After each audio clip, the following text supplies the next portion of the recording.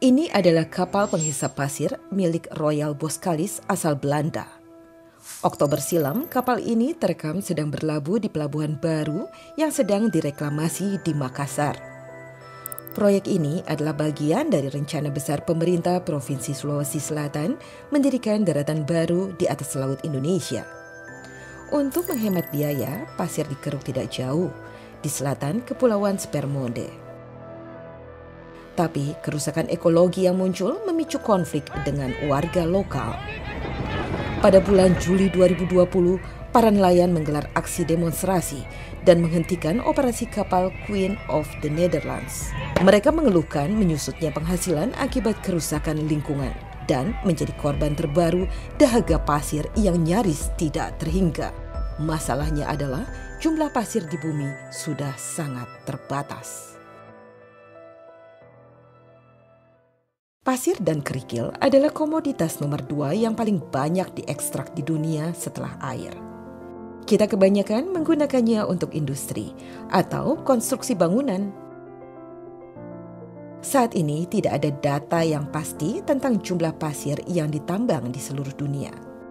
PBB misalnya harus menggunakan data produksi semen tahunan dengan asumsi setiap kilogram semen membutuhkan 10 kali lipat jumlah pasir sebagai bahan campuran. Jadi, estimasinya setiap tahun di seluruh dunia kita menambang hingga 59 miliar ton pasir. Kita mungkin mencapai level krisis lebih dini dari yang kita kira sebelumnya. Karena meski ada banyak pasir di bumi, cuma sebagian kecil yang bisa dipakai untuk konstruksi. Kita tidak bisa memakai pasir gurun untuk konstruksi atau chip komputer. Pasir terbaik untuk konstruksi terutama di Asia atau Amerika Utara berasal dari pesisir atau sungai.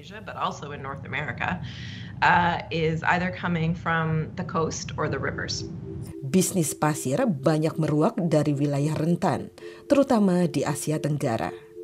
Di sini, Singapura awalnya menjadi negara utama tujuan ekspor pasir yang sangat dibutuhkan untuk proyek reklamasi.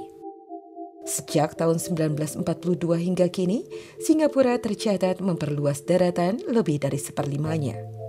Selama itu, negara ini mengimpor lebih dari 500 juta ton pasir dari negara jiran. Pada tahun 2030, luas daratan Singapura diperkirakan 30% lebih besar. Tapi, ekspansi model Singapura tidak berkelanjutan. Ketika penambangan merusak alam dan menghilangkan sumber kehidupan bagi jutaan orang, konflik sosial dan politik mulai bermunculan. Akhirnya, satu persatu negara mulai melarang pasirnya dijual ke Singapura. Pengerukan pasir lautnya di Indonesia sendiri masih terus berlanjut. Kalau dulu untuk kebutuhan reklamasi di luar negeri, di negara tetangga, tapi semakin kesini semakin banyak proyek-proyek reklamasi, baik itu oleh swasta ataupun yang masuk menjadi bagian proyek strategis nasional. Salah satu proyek ini berlangsung di perairan Makassar. Meski kawasan ini padat kehidupan, pemerintah bersikeras menambang pasir dari laut terdekat.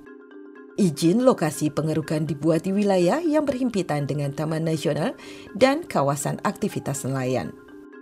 Kapal itu dalam menyimpan pasir itu kurang lebih 30.000 kubik ya. Setiap hari dia mengangkut pasir atau mengambil pasir, menyedot pasir laut dari wilayah tangkap nelayan itu 3-4 kali per hari. Jadi kurang lebih 120.000 kubik per hari pasir yang dia sedot keruk dari wilayah tangkap nelayan ke wilayah reklamasi.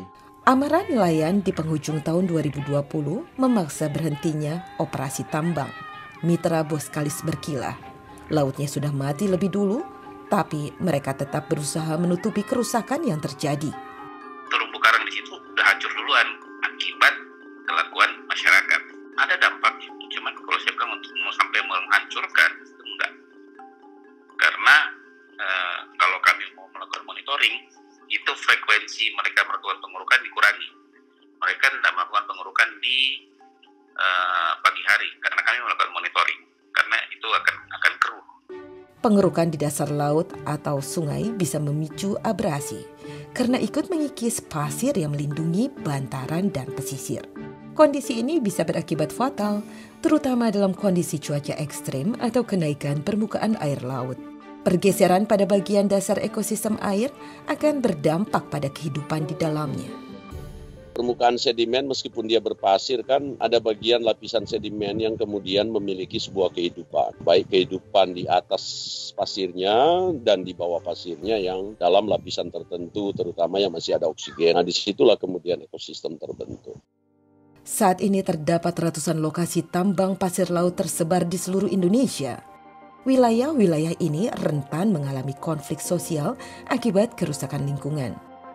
Singapura misalnya mengurangi ketergantungan terhadap pasir dengan menggunakan tanggul laut seperti dalam reklamasi Pulau Tekong.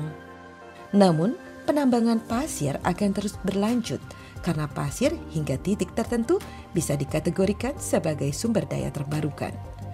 Tapi, kemampuan ekosistem laut atau sungai dalam menanggung ekstraksi pasir ada batasnya. Dan tidak ada yang ingin mengalami ketika batas itu dilampaui.